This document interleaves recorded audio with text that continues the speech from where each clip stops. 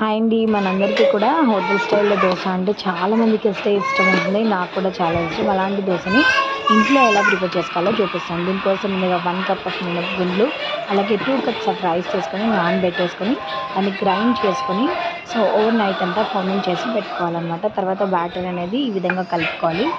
మనం బ్యాటర్ కలుపుకునేటప్పుడు దాంట్లో 1 table spoon of sugar అనేది యాడ్ చేసుకోవాలి.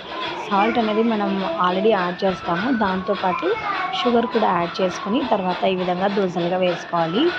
మనం రైస్ నానబెట్టినప్పుడు దాంట్లో ఎలాంటి మెంతులు అనేవి యాడ్ చేయాల్సిన అవసరం లేదు. హోటల్లో అయితే మెంతులు అనేవి యాడ్ చేస్తారు. మనం మెంతులు అనేవి యాడ్ చేయకుండా only 1 table spoon of sugar add చేస్తే చాలు. చూడండి, మీకు ఇక్కడ కనిపించే విధంగా దోశలు అనేవి వచ్చేస్తాయి. చాలా అంటే చాలా బాగుంటాయి. చాలా అంటే చాలా టేస్టీగా, చాలా క్రిస్పీగా, క్రంచీగా, కలర్ కూడా చూడండి ఎంత బాగుందో.